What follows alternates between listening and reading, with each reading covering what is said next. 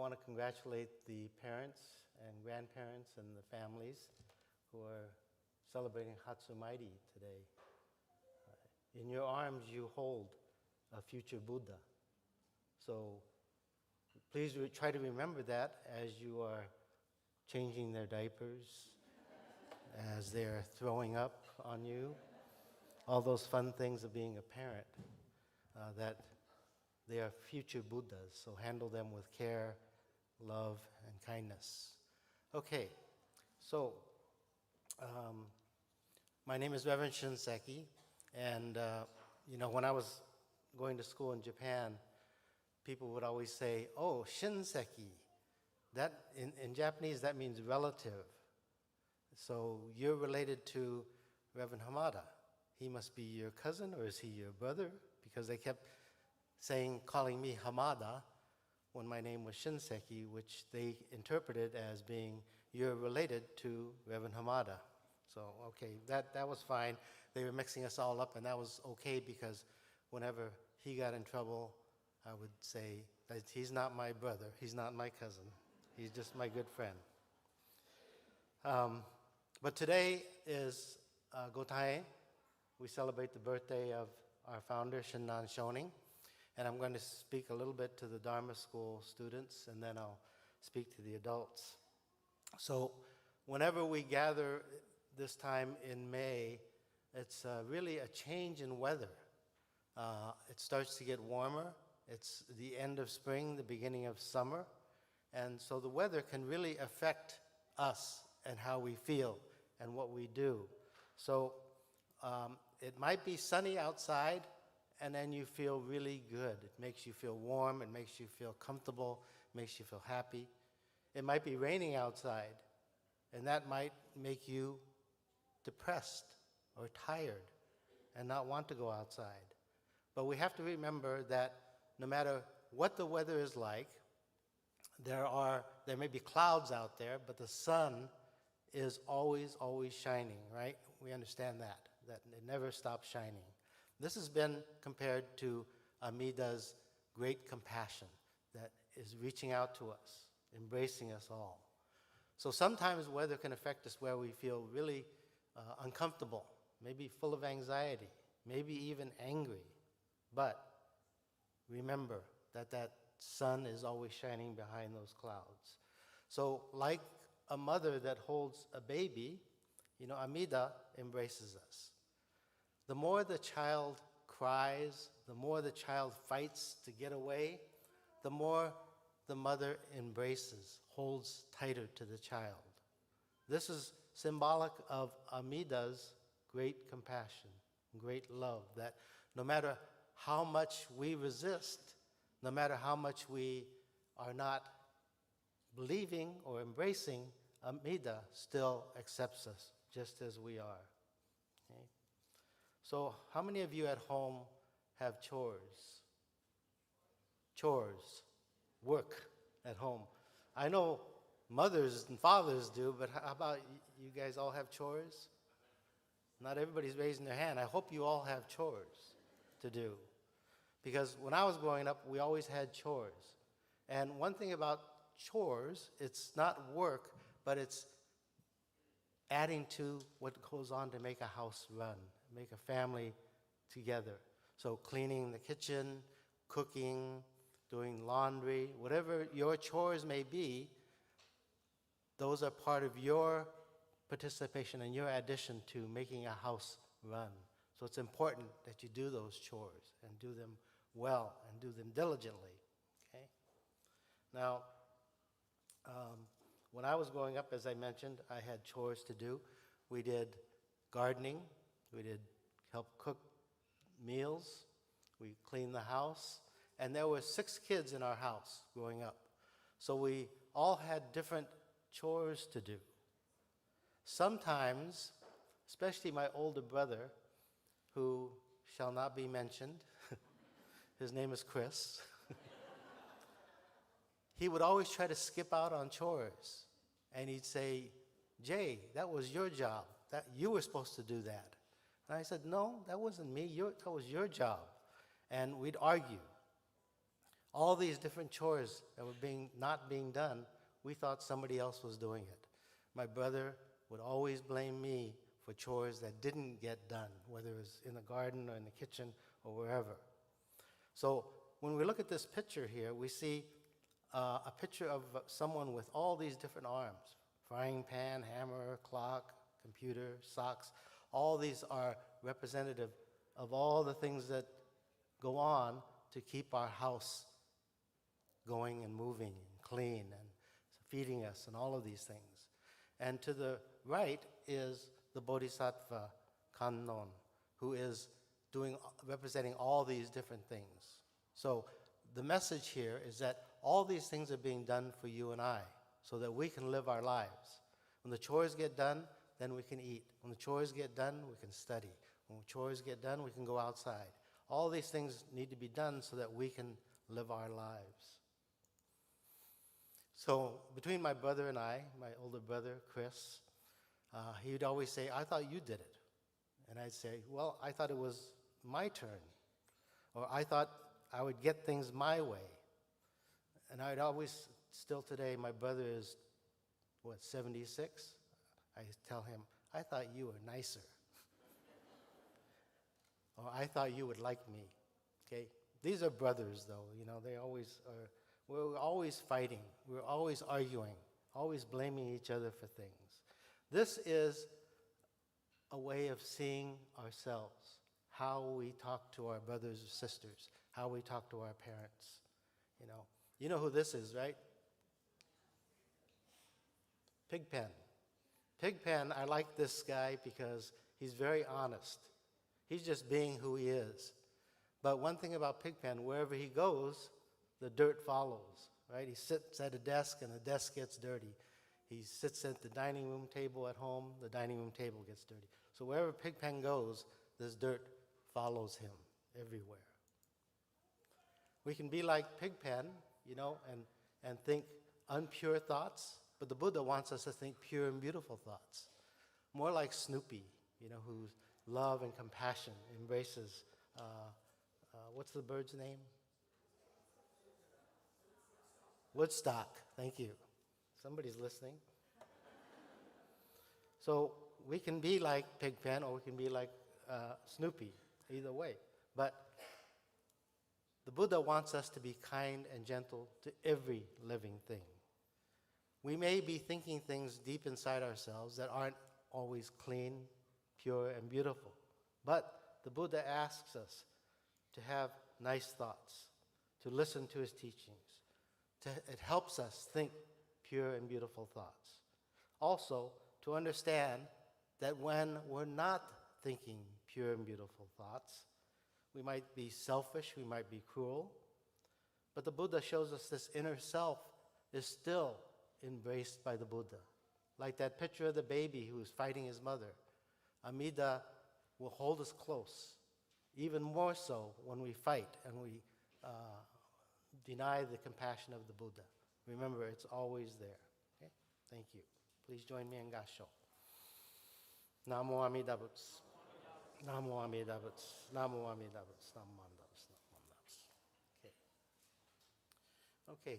Thank you once again for inviting me to speak with all of you today for this very important service that we call Gotane, celebrating the birthday of Shinran Shonin. So I always ask people, when you go to a birthday celebration, what do you bring? You bring presents, right? How many of you bought presents today? I'm going to pass the hat around. So, you put money in the Osai Sen box, right? But the most important present you can bring today is your ears, your eyes, and your heart. So you're able to listen, watch, participate, and understand. So I'd like to begin with an opening reading. If you please join me in Gasho. It is evident that the Shonin was a manifestation of Amida Nyorai. Therefore, his teaching must be regarded as a direct communication of Amida, which is on one hand to dispel the darkness of this defiled world by means of the pure light of wisdom, and on the other to give the necessary moisture by sending down the spiritual rain of nectar to us who are ignorant and confused and dying of dryness of heart. So let us in adoration believe this. Namo Amidabus, Namo Amidabus, Namandabus, Namandabus, Namandabus. Thank you. This is a quote from Shinran Shonin. And before I get too deep into my talk, I want to talk a little bit about Shinran and his background, because it's important for us to know that Shinran was born in a small little town in the southeastern part of Kyoto called Hino. And today there's a temple there called Hino Tanjoin, or the birthplace of Shinran Shonin. At birth, he was given the name Matsu Wakamaru. Soon after his birth, his mother died, and his father left or died. We're not sure what happened to the father, but he was no longer in the picture. So Shinran became an orphan. So his uncle took him to the great Tendai monastery on Mount Hiei to be ordained as a Buddhist Tendai monk. So it was late at night when they arrived on Mount Hiei, and the head monk there said, "It's so late, we're going to do your ordination tomorrow morning." And Shinran wrote the following poem. Like cherry blossoms are the minds that think there is a tomorrow. But who can tell? There may be a tempest in the night. And so when Shinran wrote this poem, the head priest was so impressed, he did the ordination right then and there for Shinran. And clearly, Shinran understood the frailty of human existence and how frail life is.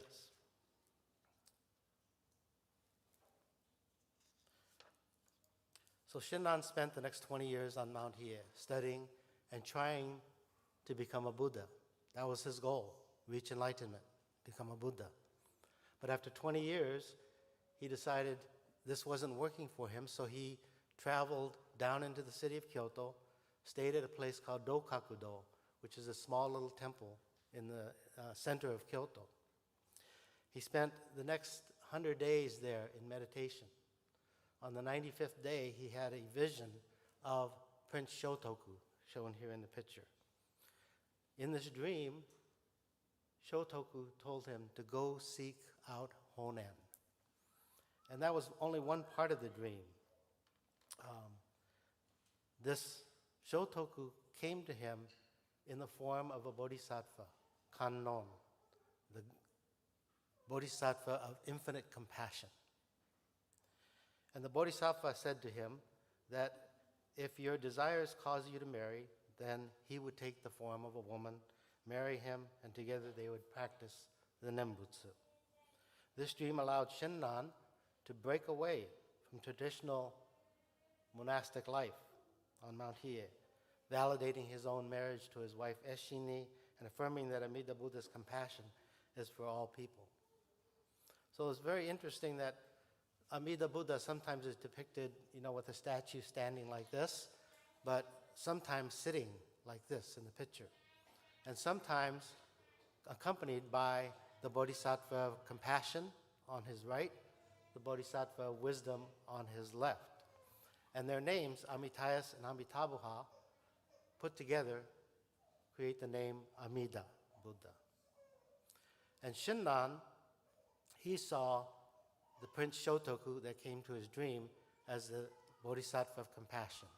He saw Honen, his teacher, as the Bodhisattva of wisdom. So anyone who comes into contact with Buddhism will hear the word compassion. And that's what I would like to talk about today. We often think of the Buddha encouraging us to be nice, to be compassionate. But today I'd like to think about how the compassion is directed towards you and I. And we are the recipients of this great infinite compassion. We cannot practice compassion all the time. Our abilities are limited. But the infinite compassion of the Buddha is without bounds. So what is compassion? Compassion is the mind that desires to remove suffering. It is the working of the mind that desires to ease pain from others. It also defines a person like Shinran, like the Buddha. So Shinran says, If the single thought of joy is awakened in one's mind, though passions are not severed, he will attain nirvana. When ordinary men, sages, grave sinners, and abusers of the Dharma are all converted, they are like various waters turned into one in taste on entering the sea. I've highlighted this one part of this passage, one in taste.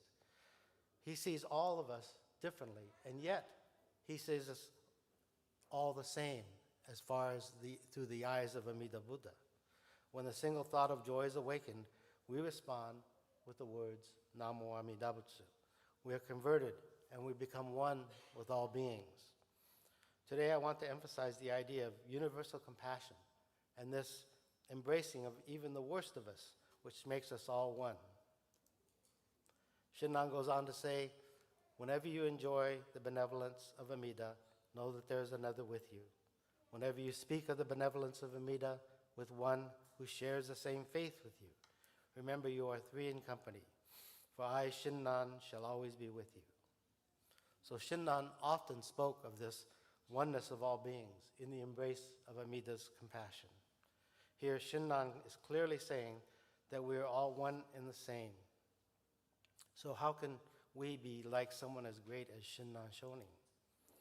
Well, some people who encounter Jodo Shinshu think when they hear the teachings of the Buddha and Shinran may think, well, what does this have to do with me? How can I benefit from this teaching? One of the most endearing parts of Shinran's character is his humility, his humble nature. He referred to himself as a bald, ignorant fool and lamented over how much evil he possessed in his thoughts.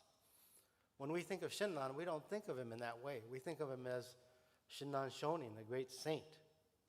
But as human beings, we are like Shinran in that we harbor bad thoughts. We may use bad language. I can't use bad language when I'm up here, but when I'm on the golf course, I use bad language all the time. We eat meat. We may think nasty or unclean thoughts. We may even do bad things. We may hurt people, talk bad about others behind their back. And we think we shouldn't be this way, yet these things come up. They come up out of us. And we often think that maybe Buddhism has the answer for me. So it's important for us to understand that our lives are a result of a great number of causes and conditions. With this life and what we do right now in this moment determines our life in the next moment, in the future. This is because all of our thoughts, all of our words, and all of our actions continue beyond us. We may think ourselves not to do bad things, but in truth, the thought of a bad action is no different than the action itself. The thought of saying something bad is no worse than saying it out loud or verbally. When we blurt out something and immediately regret what we have said. I've often said to myself, I don't know what made me say that, but it just came out. So Shinran says, although I have taken refuge in the true teaching, the mind of truth hardly exists in me. Moreover, I am so false-hearted and untrue that there cannot be any mind of purity. Each of us shows an outward appearance of being wise, good, and diligent, possessing so much greed, anger, and wrong views, we are filled with all types of deceit.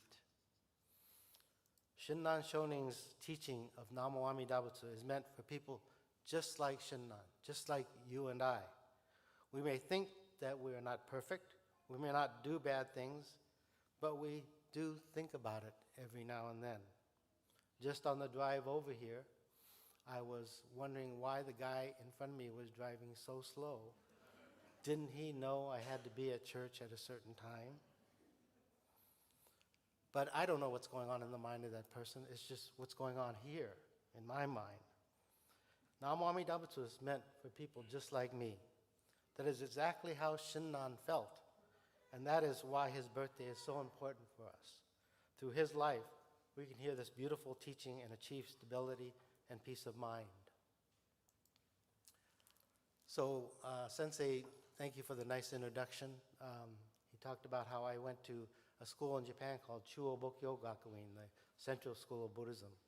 So it was 1978.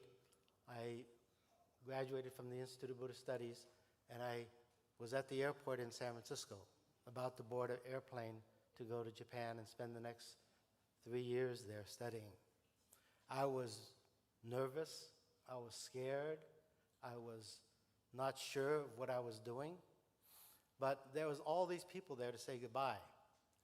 My teachers were there, people from the Buddhist Churches of America were there, fellow students were there, and my whole family was there, all to say goodbye.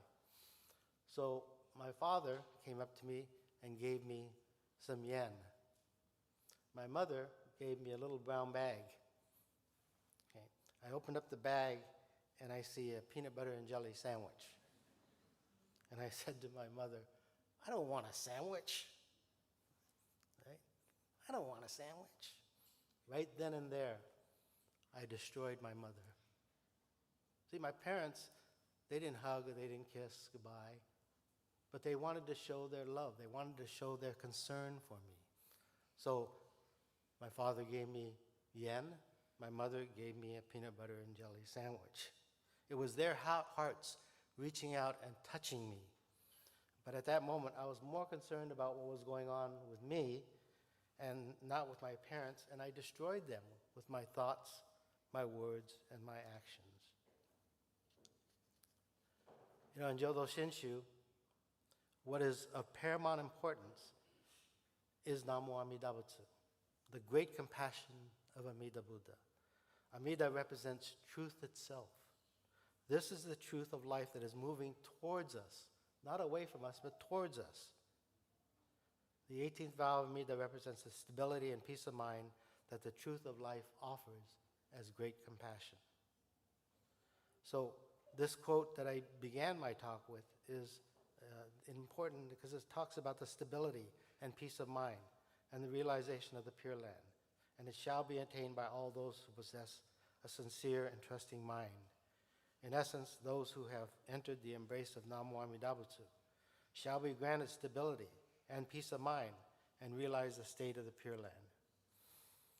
This is the 18th vow. But also it says, except those who have committed the 5 grave offenses. Okay? What are the 5 grave offenses? Killing one's mother, killing one's father, killing an arahat, shedding the blood of a Buddha, creating a schism in the Sangha. Now, when we look at this, we think, well, I've done none of that. Right? I've done none of that. But though my thoughts and my words and actions, I have been guilty of destroying my mother, destroying my father. So how could I ever attain stability and peace of mind and realize the Pure Land? I have desires. I get angry. I possess envy. This is the dilemma that I face as a Buddhist, as a minister, as a human being. And within that dilemma, and because of it, I began to appreciate and realize immense unhindered great compassion of Amida. So as I reflected on my actions to my mother, it opened up a door for me that gave me the insight to the Buddha's great compassion. Excuse me, I'm going to go back one.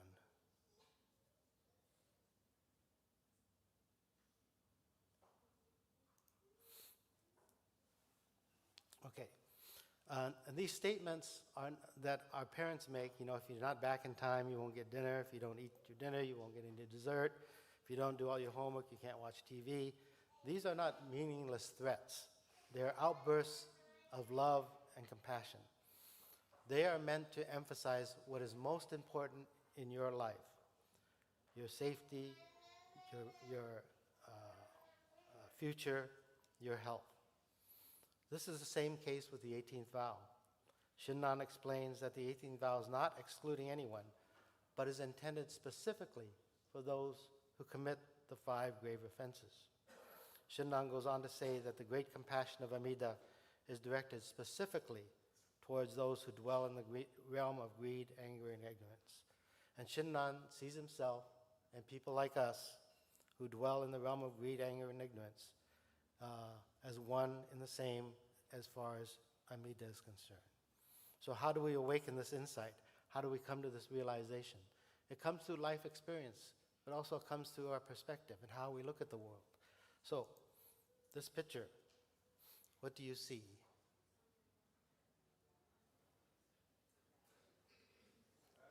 What do you see?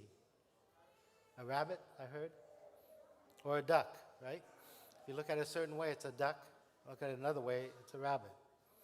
Even when we see the same thing, we see them different. It's our limited compassion. So a few weeks ago, Jane and I were watching the launching of Artemis 2. And it always is fascinating to me to watch the technology behind this rocket ship blasting into space and the 4 people that were on that rocket. They came back with some amazing photos. This is a photo of the moon and, of course, our Earth. This most beautiful picture of our Earth. And I emphasize the words our Earth. It belongs to all of us. From the first space flights in the 60s, astronauts shared the same sentiment shared by the crew of Artemis 2. Astronauts often report a profound shift in perspective after seeing Earth from space, commonly known as the overview effect, which frequently translates into feelings of oneness, of deep connection to humanity, and a desire for global unity. And astronauts frequently express a profound sense of unity after viewing Earth from space. So here's one quote from one astronaut. From orbit, he says, "Everything we fight over seems meaningless. Borders vanish, politics fade, and the divisions that dominate life on Earth simply disappear. Looking down at the planet as a fragile blue sphere floating in endless darkness, he realized that much of what humanity believes to be important, wealth, power, and conflict, is an illusion." Okay? Sounds very Buddhistic, doesn't it? When you see the Earth from space, he explained, you understand that we've built a world based on separation. But in truth, everything is connected.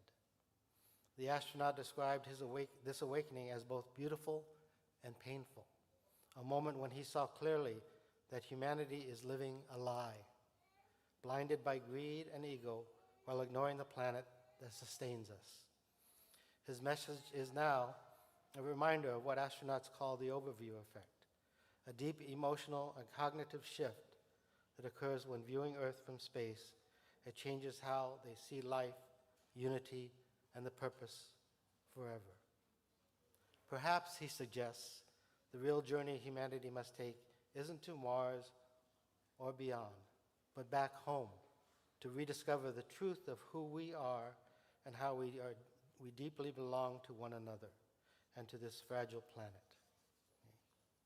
Wonderful, beautiful thoughts from this astronaut who says. And so, again, back to my original quote, this changing of perspective helps us, shared by this astronaut, that we belong to each other. The perspective shared here by Shinran is that we are never alone. We're always one in the Dharma. Amida Buddha, whose compassion already reaches us in the form of Nam Myo Amida Butsu, resonates in our ears, embodies this immense compassion in our lives, and the profound enlightenment of boundless compassion accepts my life and its struggles without discrimination, reassuring, never abandoning us. It transcends all boundaries, permeating into the depths of our hearts and life, embracing our entire being at every moment. Through repeatedly hearing the heart enclosed within Nam Myo Amida Butsu, appreciating the essence of compassion directed towards you and I, we find solace in knowing that our lives have always been held, always been protected, always been guided our way to the Pure Land without compassion, whether in moments of solitude, joy, or sorrow. In the world of the Dharma, we are one. And as Shinran stated, one in taste as we are embraced by the Buddha. How grateful I am. Please join me in Gasho. Namo Amida Butsu. Namo Amida Butsu. Namo Amida Butsu. Thank you very much.